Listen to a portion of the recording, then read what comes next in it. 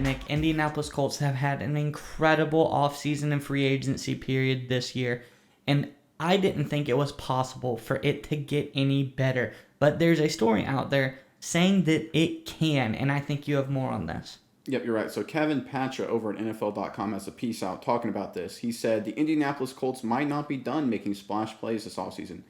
Earlier this week, in an interview with the team's official website, Colts owner Jim Irsay said general manager could add a defensive playmaker. There could be, this is Irsay talking, it would have to be at the right price, an addition that excites some, Irsay said. But we'll see. Chris Ballard's looking hard at that. It has to be the right guy at the right number, one more veteran to come in and make a difference.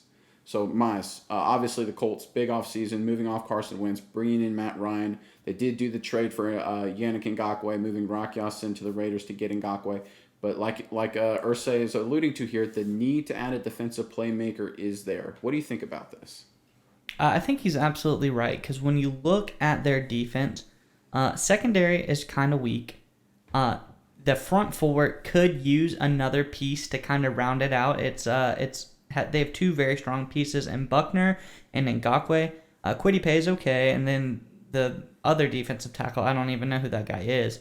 So, Colts fans could say he's the greatest, but to the rest of the world, he's a little bit loose.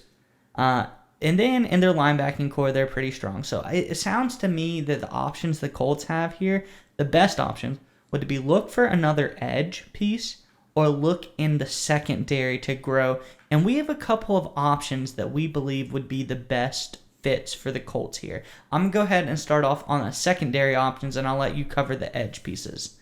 But for me, there's two clear options left in free agency. At the time of this recording, Tyrann Mathieu and Stephon Gilmore are still available for the Colts to go after.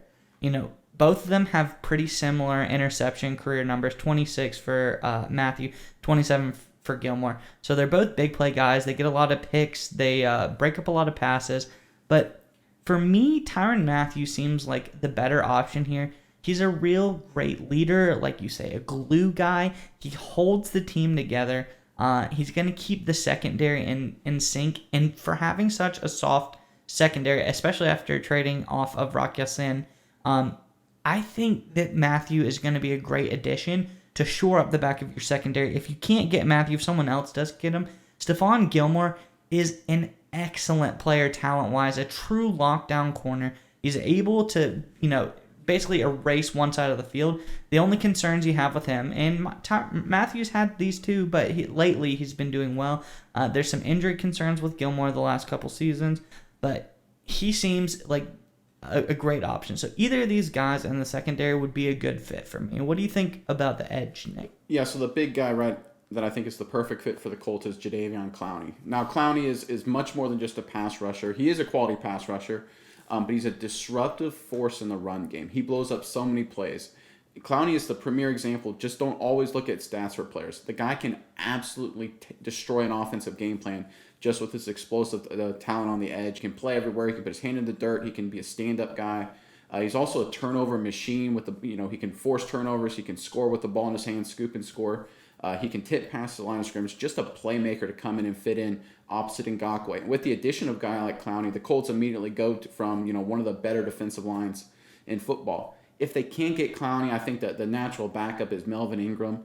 Ingram was a very good pass rusher for the Chargers for a number of years. He's kind of fallen off the last couple of years, but he still has enough talent and enough playmaking ability to be like a situational third down guy. So that's not a bad consolation prize for the Colts, but I think Clowney is the real target here. Now, one thing I do want to point out is that Irsay mentioned, maybe one more playmaker, one guy at the right price.